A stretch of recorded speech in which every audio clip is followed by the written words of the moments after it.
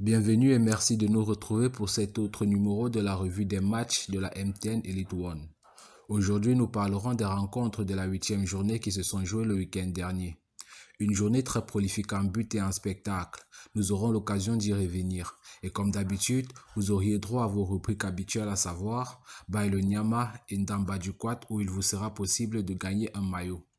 Avant de commencer avec les résumés de la poule A, marquons une pause pour la première rubrique de ce programme.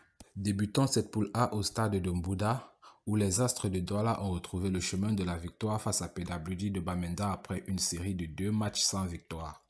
C'est Jules Armanco qui va ouvrir le score dès la 9e minute de jeu, mais ils vont se faire rattraper 5 minutes plus tard par l'intermédiaire de Terence Ambenjifor à la 13e minute de jeu. Chebonne va honorer sa première titularisation de la saison en inscrivant le deuxième but de la rencontre pour les Astres à la 22e minute. Jules Armanco va creuser le score 10 minutes plus tard en s'offrant un doublet à la 32e minute. Le résultat n'évoluera pas en seconde période. Les Astres de Douala s'imposent 3 buts à 1 au grand désarroi des Abakwa Boys qui sont sur une série de 3 matchs sans victoire. Ils sont 8e. Le canon de Yaoundé n'a fait qu'une bouchée de l'aigle royal de la Ménois au stade Omnisport de Yaoundé.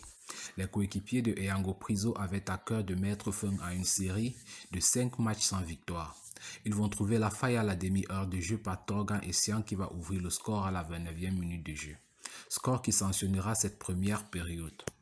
De retour des vestiaires, ils vont creuser l'écart à la 46e minute de jeu par Sajong Chakunte avant de se mettre définitivement à l'abri à la 9e minute de jeu par Torgan Essian qui réalise un doublet dans cette rencontre en marquant le 3e but pour le canon de Yaoundé.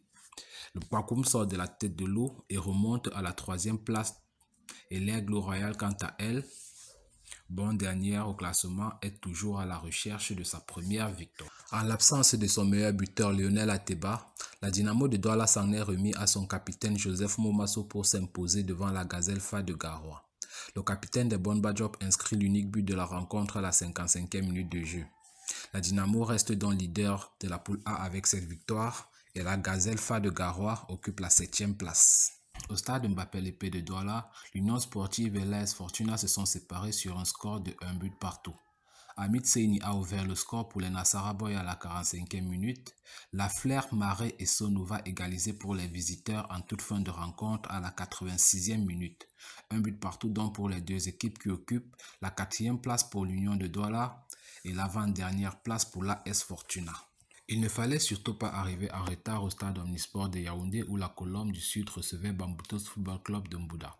Gabriel Mbala va ouvrir le score à la 6e minute pour la Colombe avant de concéder un contre son camp à la 43e minute synonyme d'égalisation pour Bamboutos. Malgré l'égalisation, ils vont réussir tout de même à repasser devant juste avant la pause par Randy Toué à la 49e minute de la première période. Au retour des vestiaires, les Mangwa Boys vont revenir avec des meilleures intentions. Ils vont trouver l'égalisation à la 51e minute par Boris Kaché qui va inscrire par la même occasion son 7e but de la saison. Il sera imité 10 minutes plus tard par l'attaquant ghanéen de Bambouto Samson Kwasi qui va donner l'avantage à Bambouto sur une magnifique reprise de volée acrobatique. Mais les sudistes ne vont pas se laisser faire. Ils vont réussir à revenir au score à la 62e minute de jeu par Pascal Eze, avant que Junior Akongo Evuna entré en jeu en seconde période ne participe à la fête en s'offrant un doublet à la 78e et à la 81e minute de jeu.